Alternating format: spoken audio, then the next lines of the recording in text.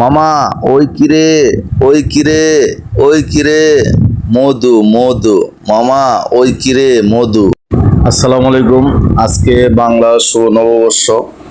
তো আজকে চলে আসছি আমি বিশ্ববিদ্যালয়ের ভিতর একটা আবাসিক এলাকা, এখানে লেগ আছে।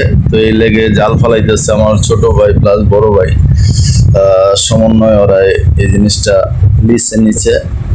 তো এখানে মাছ ধরতেছে আজকে সকাল 6টার থেকে। তো আমি 6:30টার দিকে এখানে আসছি। তো সুন্দর একটা পরিবেশ আজকে, যেহেতু বাংলা নববর্ষ আজকে। তো আমরা যেহেতু মাছে ভাতে বাংলা, তো ইলিশ মাছই যে খাইতে হবে এমন কোনো কথা নাই, যে কোনো মাছ আজকে আমরা খাবো, তো সমস্যা নাই। তো আজকে এখানে মাছ ধরতেছে, প্রচুর মাছ জালে আটকা পড়ছে। তো জাইলারা ঠিক মতো টাইনা উঠাইতে পারতেছে না, এত পরিমাণ মাছ এই জালে আটকা পড়ছে। তো চলেন দেখাই আজকে এখানে কি কি মাছ পাওয়া যায়। তো আমি আপনাদেরকে একটু টাইনা দেখাইতেছি, কারণ টাইনা না দেখালে ভিডিওটা অনেক বড় হয়ে যাবে, হয়তো বা অনেকেই দেখতে পারবেন না।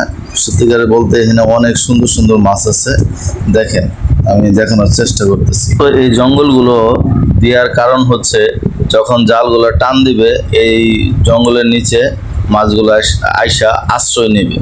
তা না হলে মাছগুলো ভয় পাবে বা বিভিন্ন সাইড দিয়ে যাওয়ার জন্য চেষ্টা করবে। যদি জঙ্গল দেওয়া থাকে তাহলে এই জঙ্গলের মাঝে মাছগুলো আইসা লুকানোর একটা আশ্রয় কেন্দ্র খুঁজে পায়।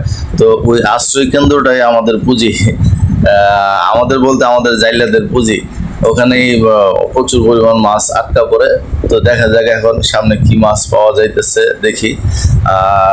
আশা করি প্রচুর পরিমাণ মাছ হয়েছে। ওই যে দেখেন কিভাবে মাছ তা হইতেছে, মানে জাল ছিদ্র করে ফেলবে এরকম অবস্থায় গেছে। তো দেখেন এখন এই যে জালটা টানতেছে, সাপটা ধরে। তো এখানে কিন্তু প্রচুর পরিমাণ মাছ হয়েছে, দেখছেন কিভাবে জালটা মানে এমন ভাবে ছিদ্র করে নিয়ে যেতেছে গা। তো এখানে প্রায় 2 থেকে 2.5 মণ মাছ হবে এই জালটার ভিতরে আটকা পড়ছে। তো আরো অনেক মাছ নিচ দিয়ে চলে গেছে, কারণ এই লেকটাতে প্রচুর পরিমাণ আবর্জনা আছে। আবর্জনা বলতে যে আপনার গাছের ডালপালা, এগুলো প্রচুর পরিমাণ আছে। তো জাইলারা বারবার বলতেছে যে জাল ছিঁড়ে যায়, জাল ছিঁড়ে যায়। আসলেও সম্ভবত এটার নিচে অনেক কিছু আছে, যেমন এই যে যখন টান দেয় তখন কিন্তু আপনি যে লাকড়িগুলা উঠে আসতেছে। তো প্রচুর পরিমাণ আপনাদের ওখানে পাঠানোর জন্য দেখেন এই যে মুরব্বিটা কিভাবে সাপটাকে মারতেছে, দেখছেন এই সাপটাকে, মানে সাপটা জালে উঠছে, তো এটা বাড়ি দিচ্ছে, বাড়ি দেওয়ার পর সাপটা মারা গেছে। দেখেন এই যে সাপটা। তো আবার দেখেন এই যে মাছ, এই পাশে পাঙ্গাস রাখা হইতেছে, আর ওই পাশে বিভিন্ন রকম মাছ রাখা হইতেছে। তো কে কি এই দেখেন কি পরিমাণ মাছ হয়েছে। এই জালটার ভিতরে প্রায় আপনার 2 মণের কাছাকাছি হয়ে যাবে মাছ। আর এমনিতে ওই ড্রামটার মাঝে যে মাছগুলো রাখা হয়েছে, ওখানে শুধু পাঙ্গাস রাখা হয়েছে। পাঙ্গাস প্রায় 1 থেকে 1.5 মণের মতো হবে।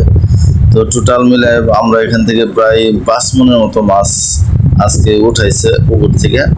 তো দেখেন কিভাবে নিয়ে যাইতেছে জাইলারা, মানে 5 জনে টাইনা নিয়ে যেতে পারতেছে না, এত পরিমাণ মাছ হয়েছে এই জায়গায়।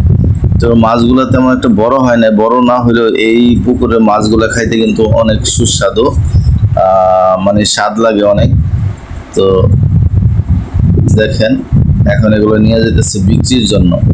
তো বিক্রির জন্য বলতে বাসার পাশেই একটা মার্কেট আছে, মার্কেটের ওখানে নিয়ে যেতেছে। সবাইকে শুভ নববর্ষ শুভেচ্ছা জানিয়ে শেষ করলাম।